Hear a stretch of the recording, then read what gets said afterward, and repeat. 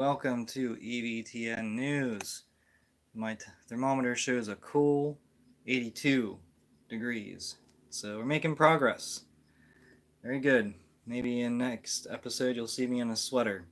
I guess that remains to be seen, but until then, let's get on with the news. So I don't have a ton of news stories again. However, there was a good Bishop Strickland interview, and so I'm going to read a little bit of the quotes. Not everything, but I'll read some of it. Now, credit to the Catholic Herald reporter for asking some good questions. There are a lot of great quotes here, and it's complete with a favorable view of Archbishop Lefebvre. So I encourage you to read it. It's in the description below. Read the whole article. It's not going to take up a ton of your time. I'm not going to take up a ton of your time, but I'll just read a few of the highlights that I thought. And let's just see where it goes. When Pope Leo XIV was elected, this is Strickland talking, I expressed the hope that he would faithfully uphold the deposit of faith. That hope was genuine, but it has already been tested and sadly diminished. In these first months, the evidence is clear. He has retained Cardinal Victor Emmanuel Fernandez at the dicastery for the doctrine of faith, a man whose record includes undermining moral doctrine and approving documents that confuse the faithful on issues such as LMNOP blessings. He has appointed bishops who openly support the ordination of women, contrary to the Church's constant teaching. He has also maintained restrictions on the traditional Latin Mass, depriving the faithful of a liturgy that formed countless saints. Another quote, the reality is that Cardinal DiNardo and the nuncios spoke to me, this is Strickland, more than once and said, stop emphasizing the deposit of faith so much, stop speaking in opposition to what is coming out of the Vatican. So he's basically calling out Cardinal DiNardo and Cardinal Pierre, the nuncio of the United States, for telling him to stop speaking in opposition to Francis. So that's, you can kind of tell which side Strickland's on. He said, a very small number of bishops have reached out to me privately, but very few. In truth, I have not received much fraternal support. I am not welcome in the dioceses of Texas anymore, although a few bishops have been personally welcoming. The lack of support, I believe, was deliberate. I was being made an example of. Well, I mean, is anyone really surprised? This is kind of what a lot of us were saying. I mean, I'm not going to pat myself on the back for that because we saw right through it. His removal was, certainly to strike fear into in the other bishops because Strickland was really the only one who was outspoken in preaching the faith. He said, so to put simply, I believe Archbishop Lefebvre will go down in church history as having rendered a very important service. It was a painful choice for him personally, but he decided that he must hold fast to the Mass of the Ages, the Latin Mass, and not abandon it no matter who told him otherwise. So he has some favorable comments on Archbishop Lefebvre, and let's see. I mean, is he now spending time in Virginia? Because St. Thomas Aquinas Seminary is in Virginia, as the SSPX Seminary, and we will see. All right. Slim Jim Martin spoke at a bus nun conference. He panned his camera. There's the video in the link below. He panned his camera in a room full of hundreds of bus nuns. Not a single one appeared to be under the age of 70, and what a coincidence, not a single one appeared to be wearing a habit or a veil. The keynote speaker was the Vatican's chief bus nun, Sister Simone Brambilla, who is in charge of crushing religious orders. In 5 to 10 years, I don't make a lot of predictions, but in 5 to 10 years, the conference will be permanently discontinued. I'm less confident that in 5 to 10 years, the bus nuns will be kicked out of the Vatican. But, we'll quote a classic movie, Angels in the Outfield. It could happen. Anyway, okay. Well, Slim Jim was there, and I mean, obviously they're not interested in the Catholic faith. That's why he's speaking there. And What's the point? Like, what's the point of being a bus nun?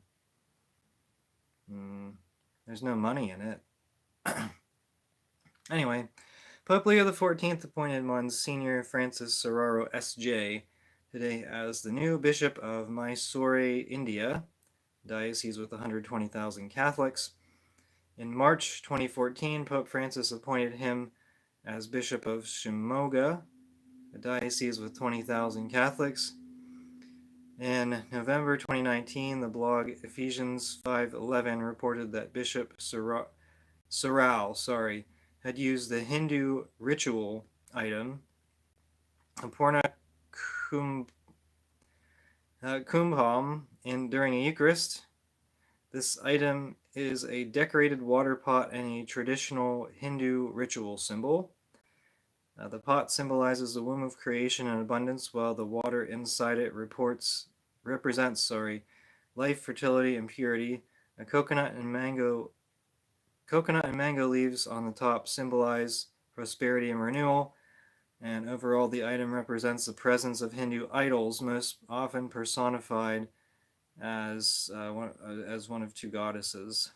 So, all right. And for those of you following LifeSite News, John Henry Weston has announced the creation of a new organization, Sign of the Cross Media. The name is kind of generic, but not really that surprising. I have to think that this was created in an effort to prevent another hostile takeover attempt by spreading out resources and giving himself more control over this new organization, and I believe there will be some changes in the future. Whatever those change, I don't know what the changes will be, but I do think that he's planning on making some more moves in the near future, and so we'll see what the future holds. The immediate future, really, holds for John Henry Weston. Of course, I've been reporting on him quite a bit. Yeah, he's in the prophecy, but he'll also run some of the church drama, and he has kind of a soft spot for the Latin Mass, and so he's going to continue to do what he does, and that's that.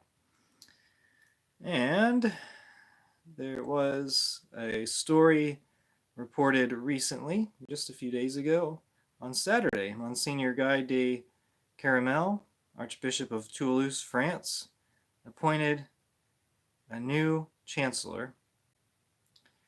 The decision came more than 2 months after he had announced the appointment of Reverend Dominique Spina as chancellor.